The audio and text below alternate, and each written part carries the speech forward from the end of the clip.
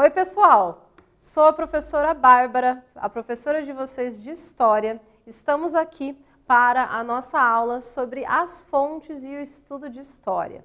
Bom, essa nossa aula nós vamos ver sobre como é que se dá o estudo da História e, em especial, a gente vai falar sobre as fontes históricas.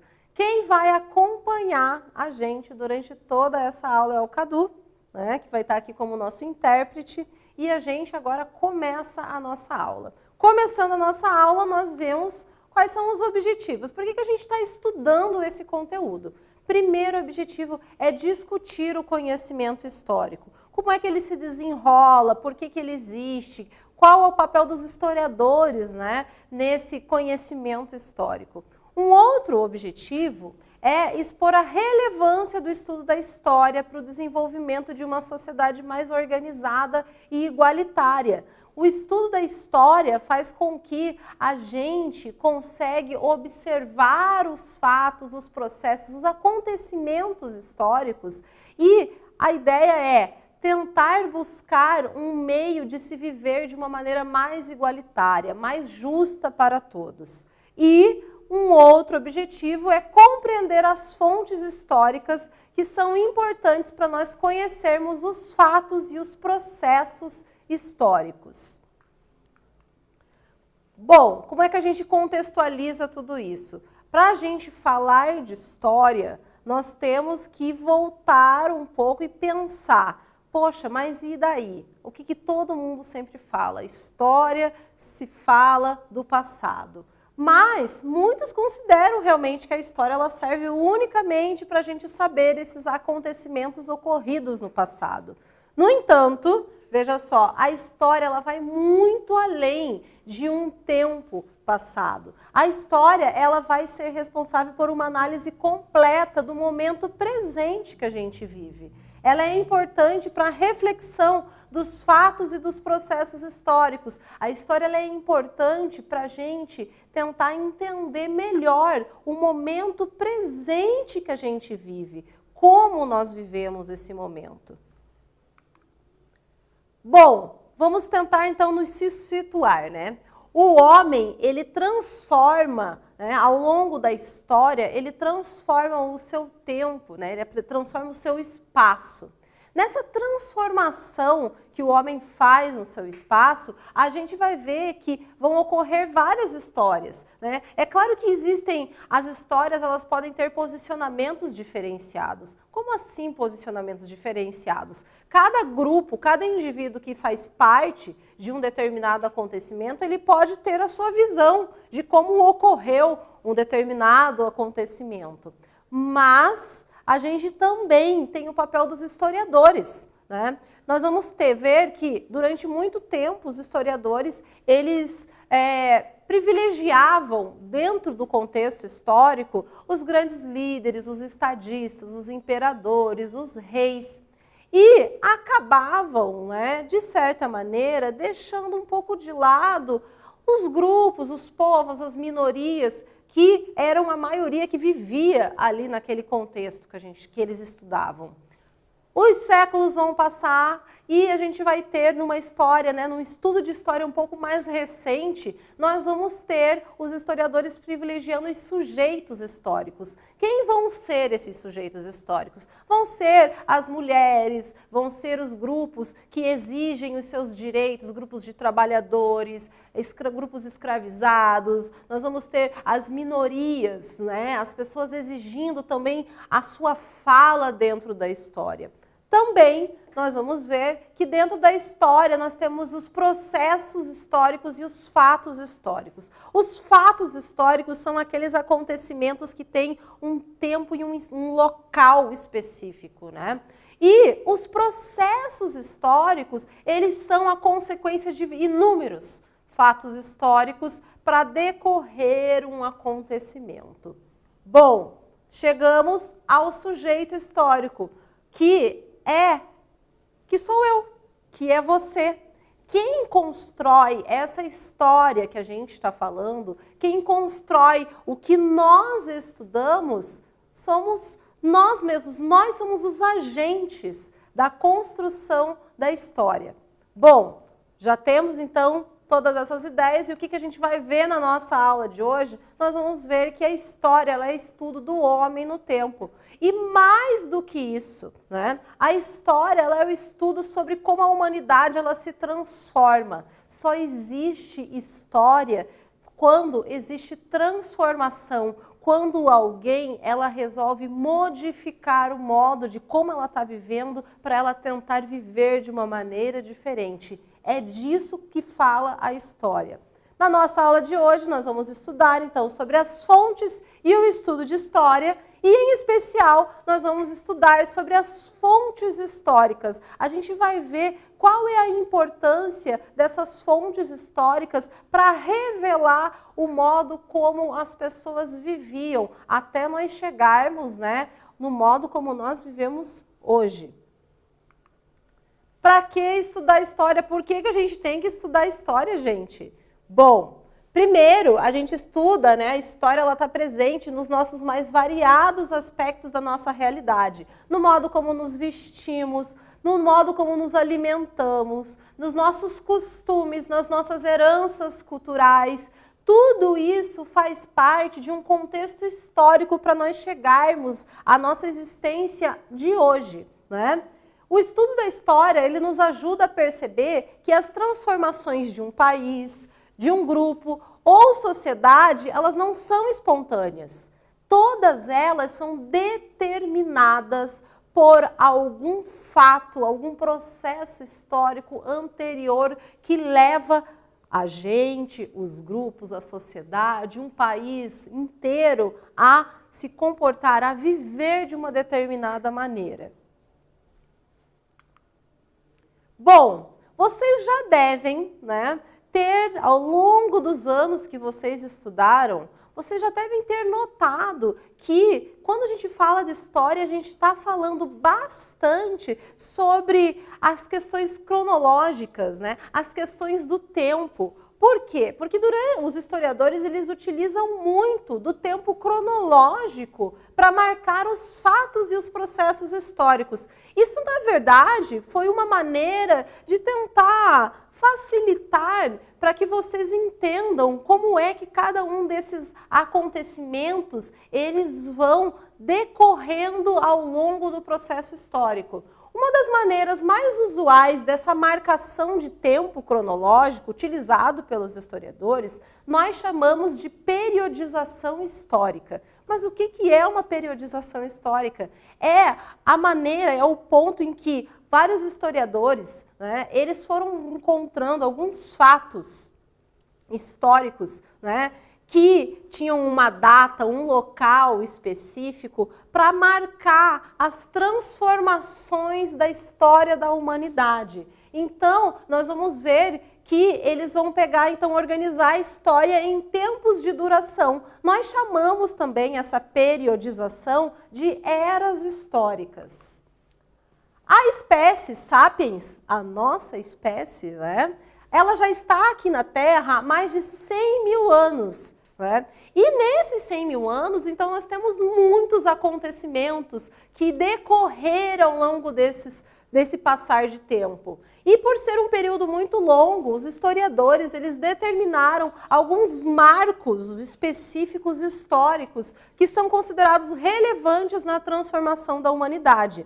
Essa periodização, né, essas eras históricas, elas vão receber muitas críticas, porque elas vão acabar privilegiando alguns determinados grupos e, mais além, ela vai acabar privilegiando uma história localizada, muitas vezes, mas num eixo europeu, centralizador, assim. E vai, por muitas vezes, deixar de lado algumas populações não ocidentais, consequências, né, que acabam levando, muitas vezes, a impressão que não existiu uma história em um outro continente. Nós vemos também que os historiadores estão modificando isso, que dentro dessa periodização histórica, eles vão lançando e mostrando a história de outros povos, o que estava ocorrendo na Europa, mas também o que estava ocorrendo no continente africano, no continente asiático, como viviam as populações tradicionais, por exemplo, aqui na América, né?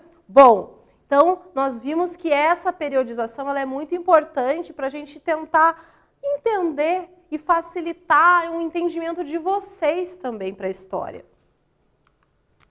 Aqui, nós temos uma linha do tempo para tentar deixar um pouco mais claro para vocês, então, alguns nomes dessas eras históricas que com certeza vocês já estudaram elas e lembram do decorrer delas. Nós temos a pré-história. Da pré-história, a partir do marco histórico da invenção da escrita, nós vamos viver uma outra era histórica que também é conhecida como Idade Antiga ou Antiguidade. Da Antiguidade, nós vamos ter a queda do Império Romano do Ocidente, porque dentro da Antiguidade nós vamos ter duas civilizações clássicas, os gregos e os romanos.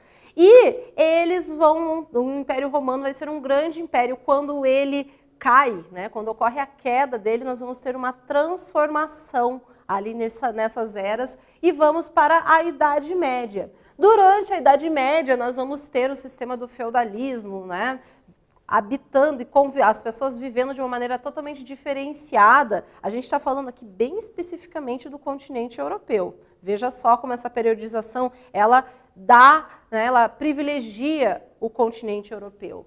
Da Idade Média, quando ocorre a tomada de Constantinopla pelos turcos otomanos, nós passamos para a Idade Moderna. E na Idade Moderna nós vamos ter várias transformações de ideias, o contexto da ciência tomando conta. Nós vamos ter a chegada no continente americano também, né, por esses povos europeus, o contato maior com outros povos. E da Idade Moderna, nós vamos ter, a partir do momento em que ocorre a Revolução Francesa, que é um grande marco da história, nós vamos ter uma transformação novamente e ir para a Idade Contemporânea. Até o momento em que nós vivemos hoje, não existe ainda um grande marco histórico. Existem alguns marcos, fatos muito importantes dentro da história que para nós chegarmos nos nossos dias atuais. A gente está aguardando como é que os historiadores em algum momento vão dar um nome para essa era em que nós vivemos. O que é importante a gente entender sobre essas eras históricas é que assim como a nossa história humana, como um indivíduo, nós não podemos, uma data, ela pode marcar a mudança nossa de idade, mas ela às vezes não marca as nossas mudanças de perspectiva, de vida, de ideias. Essas eras, elas servem para guiar a gente, para a gente entender um pouco como o homem vivia em um determinado momento e como ele vai passar a transformar o seu meio e viver de uma maneira diferente em um outro momento histórico. Chegamos na nossa atividade. Eu quero que vocês leiam com atenção, é uma atividade discursiva e a gente já volta.